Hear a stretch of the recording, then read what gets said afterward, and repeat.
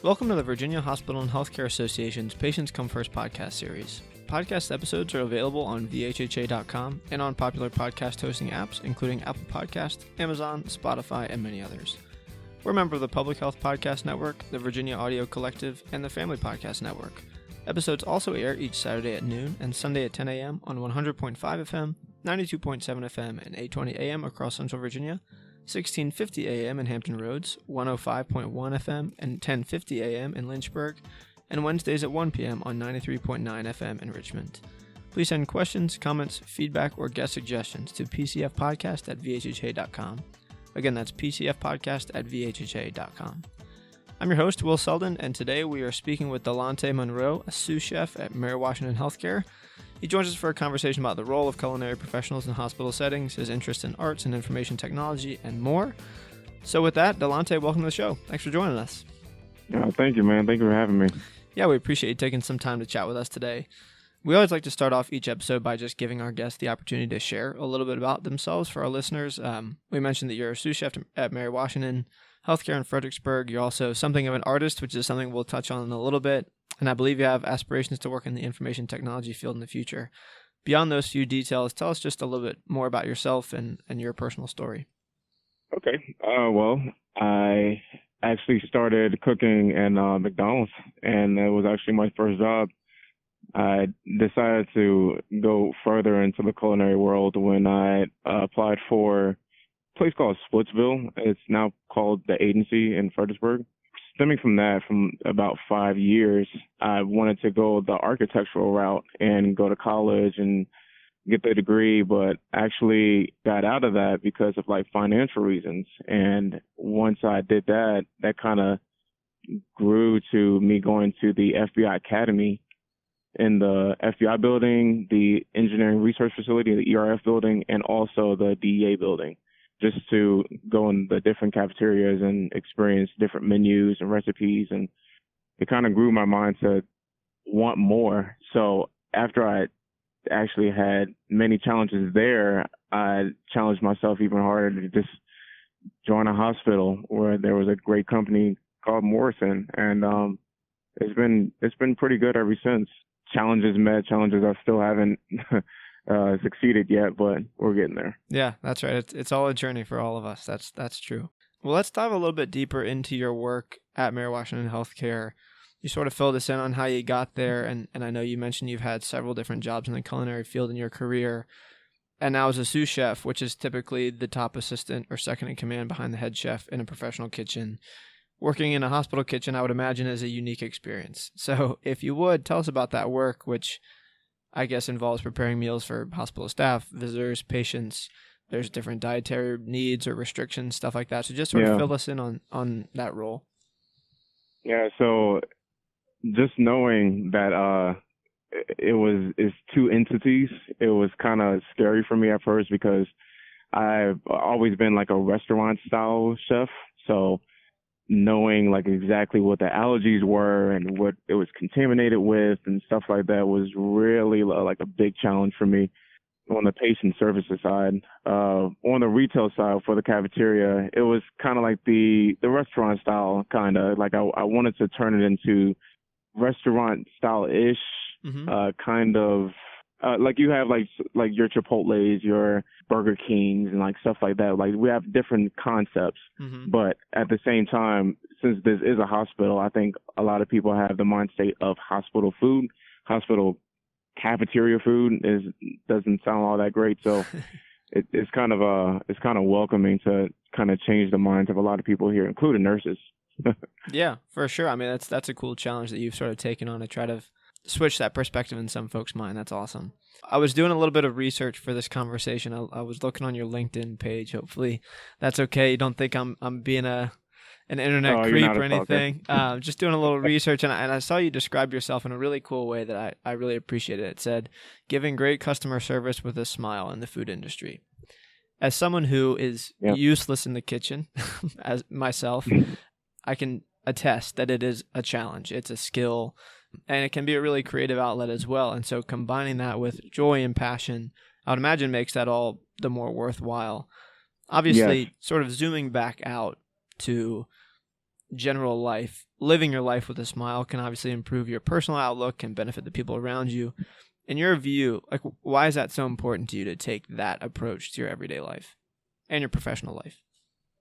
Well, if you combine the two, you got to realize that you are human, and there are people around you who also are humans. You know, of course, you got your alien somewhere, but in reality, we're all human, and we all have feelings, emotions, and I just feel like sometimes, you know, somebody can be really having a crappy day, and you just throw on a smile and maybe give them a little bit of conversation. It doesn't have to take too long, 2 minutes, you know, and it can really change their whole perspective of the day. And I think it can really make a difference when you combine a smile with a meal, because that satisfies your feel good emotions, you know, and it's just really important to connect with people, because I think that people are changing the world every day, but it doesn't help when you have the people that are downers and stuff like that, you know? Yeah, for sure. And I mean, when you take that perspective, especially into a hospital setting where obviously amazing, miraculous things happen every day, but also people are going through really difficult circumstances there. And sometimes they're scared or afraid Definitely. or apprehensive. And so when you can meet that with that positive energy and a smile and some good food, that always helps as well. Yes, always. Well, I want to switch gears a little bit. So for the benefit of our listeners, Delante came to our attention through a social media post from Mary Washington Healthcare about an associate and volunteer art show called The Heartbeat of Healing, which was held in honor of Heart Month in February. Delante, your painting, which incorporated sort of your artistic impression of the Mary Washington logo and some nature scenes, was selected as the winner out of, I think, hundreds of votes overall. So tell us about that piece a little bit, and then how you got into painting as that outlet.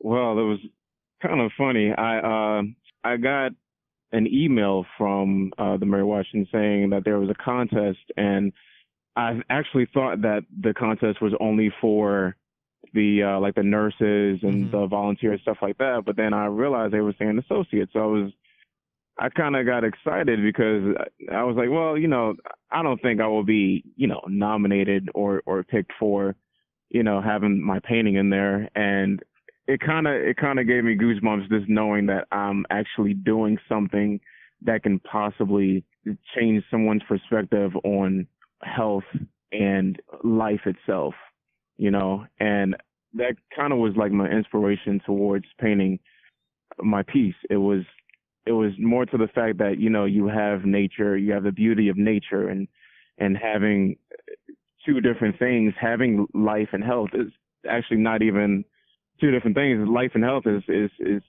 the pinnacle of why we're here.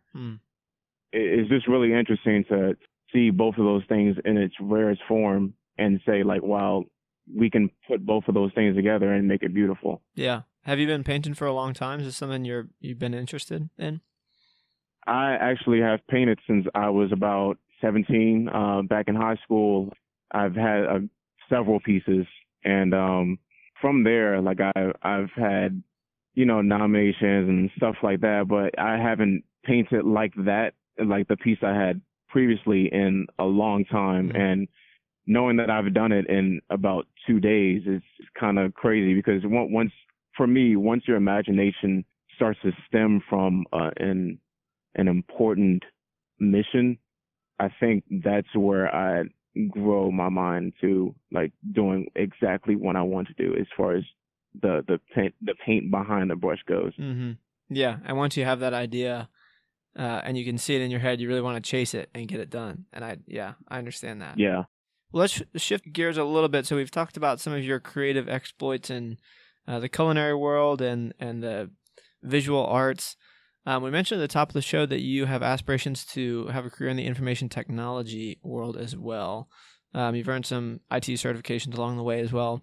What is about IT, information technology, that you find appealing, and where do you see yourself in the industry in the future? Well, I wanted to actually have an IT job before this job. This job actually came on me by, I don't know, a blessing in disguise. I think it's kind of crazy to say that I'm a sous chef here, because I actually wanted to be in the IT field, but I guess, you know, the credentials weren't there. But that didn't really let me down because I've wanted to be in technology since I was about 8 years old. But I wouldn't think that I would be inside of that field until I had credentials. So it was kind of an alternative route to be a chef of how my career turned around. Gotcha. Well, that's awesome. Well, we hope you can achieve all the things you set out to and have those goals for. Before we close out, we have a tradition on the show to ask our guests a pair of sort of fun, classic, timeless questions to close things out. And to keep things interesting for our return listeners, I have a list of 10 mystery questions so that the same questions don't get drawn every week. So when you're ready, give me 2 numbers between 1 and 10, and then I'll read you those corresponding questions. Okay. Well, my favorite number is 8, so I'm going to have to pick 8. And let's divide that by 2. I'll pick 4. Okay, perfect. Let's go numerical order here. Oh, this is perfect. You referenced aliens potentially walking among us earlier. So which, if any, of the following things do you consider most plausible? Bigfoot, the Loch Ness Monster, or UFOs and aliens? And if none of those apply, but you believe in something else along those lines, you can share that too. I'm going to have to go with UFOs on this one. Yeah, I'm with you. You said it already. How could it not be real? Right. I'm with you. Just the law of averages. I'm actually one of the ones that like shows like X-Files and like stuff like that. I've watched X-Files maybe like twice in my life, and it's just, I don't know, it's something interesting about seeing like the supernatural or something that's extraordinary, Yeah, man, I'm with you. Okay, and then number 8, tell me one memory from your life that makes you smile whenever you think of it. I'm gonna have to go religion on this one. Like, my Lord Jesus Christ. I can't. If it wasn't for him, I would not be here. And I don't know if this offends anybody, but I just think that if you can't go through life without a smile, that would definitely be a game changer if you can switch that. I'm really passionate about that, and I think you just have to live for something. And I feel like if you can't live for something, you definitely probably could die for something. I'm going probably too deep, but yeah. No. That's fantastic. On that. We love those kind of answers on the Patients Come First podcast. That's great. Well, those are both fantastic answers, and with that, we have come to the close of another episode of the Virginia Hospital and Healthcare Association's Patients Come First podcast. If you liked what you heard, please make sure to leave us a 5-star review on Apple Podcast and subscribe so you know when new episodes are released. We want to once again thank our guest, Delante Monroe, for joining us today. So, Delante, thanks so much for joining us, my friend. It's been a pleasure. Oh, thank you, man. It's been a pleasure for me, too.